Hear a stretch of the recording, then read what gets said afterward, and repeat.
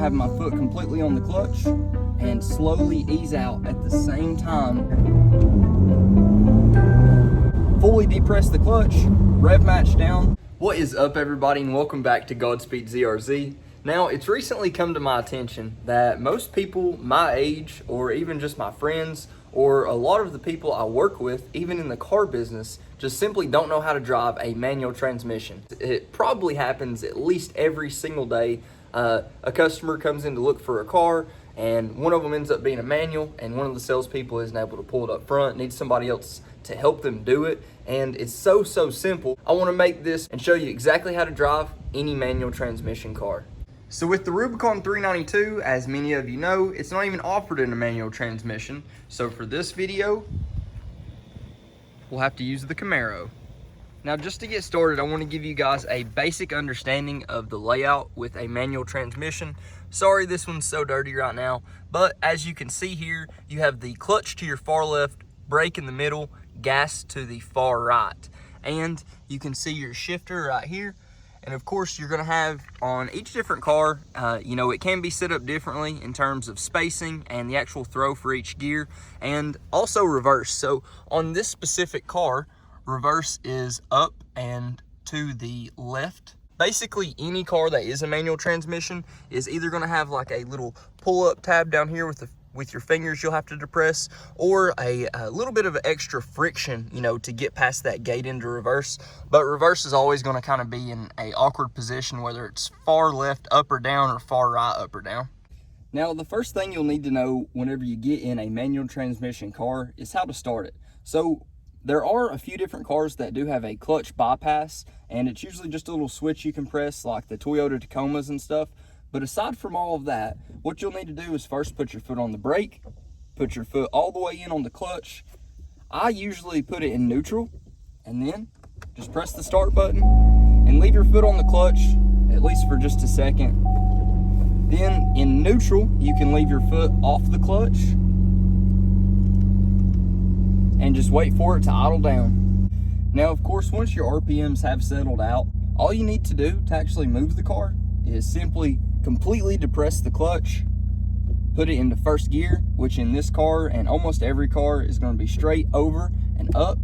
And the easiest way to explain this to anyone is before you let your foot off the clutch at all, give just a couple revs, maybe get to 1500 RPMs, 2000 RPMs, and slowly ease out the clutch. So if you want to, for practice, what you can do is without any input on the gas, is just release the clutch slowly, and you'll feel whenever it actually gets traction. You'll feel the car want to move forward just a little bit, and some clutches will release at the very top. Some clutches will release closer to being all the way out.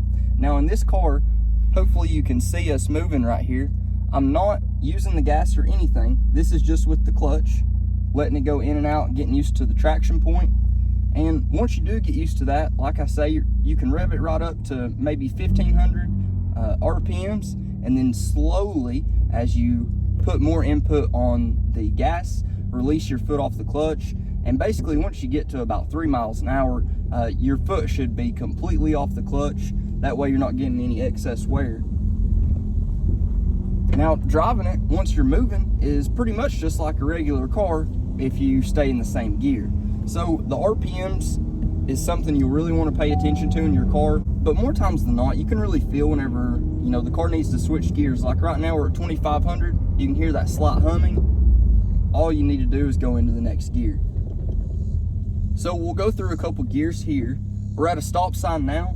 I'm gonna have my foot completely on the clutch and slowly ease out at the same time that I'm applying slight pressure to the gas.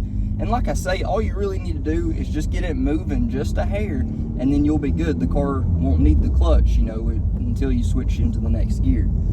So I've switched it down into second gear right here. And usually in this car, if you're just driving normal, about 2500 RPMs is a great place to go ahead and shift. So all I'll do is completely let my foot off the gas, completely depress the clutch, go into the next gear, and then completely let your foot off the clutch and go back onto the gas, and you're in third gear now. Now, as you're working up to come up to a stop, The easiest thing to do is apply brakes first. You'll feel the car.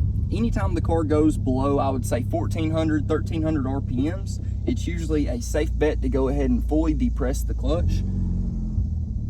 And after you've depressed the clutch and you've continued gradual input on the brake, you will come to a stop just like normal.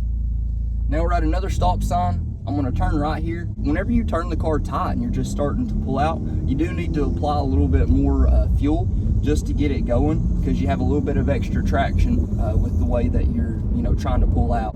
Now whenever you want to drive it slightly more aggressive, of course, you've got your red line. Don't go past your red line. In most cars, you're going to be around 5,500, 6,000, maybe 7,000 RPMs for your red line.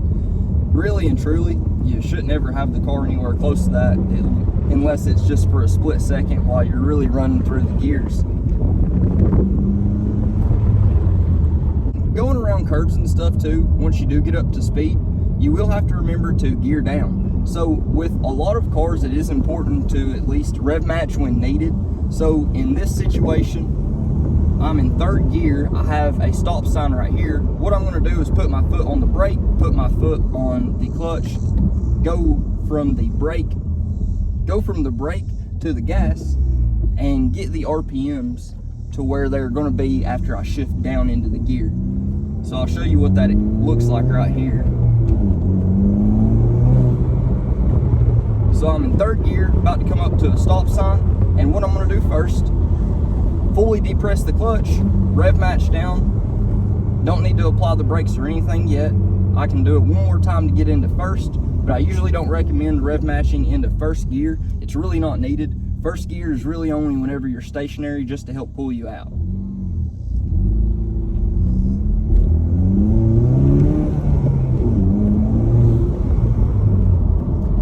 Each specific car, there are going to be small tips and tricks that really can elevate the driving experience or just the ease of use on a manual transmission. I don't want to get into the very specifics on each individual car, just because I want to make this a short, simple video that I can tell any one of my salespeople, hey, go watch this video and pull the car up.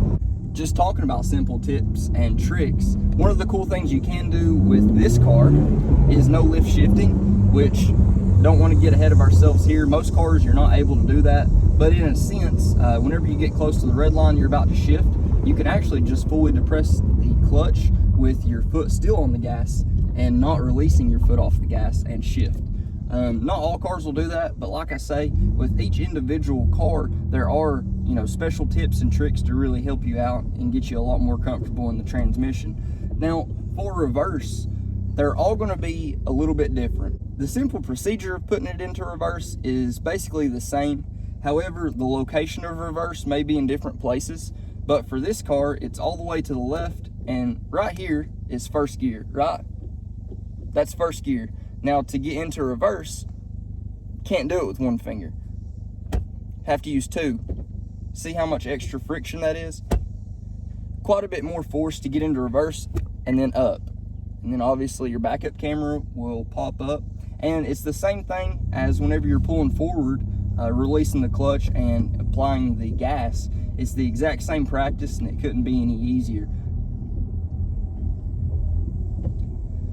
And then whenever you're stopped, and of course if you're at a stop sign or red light, whatever, and you're just waiting, you can always put the car in neutral, just rest your foot on the brake and you'll be good to go.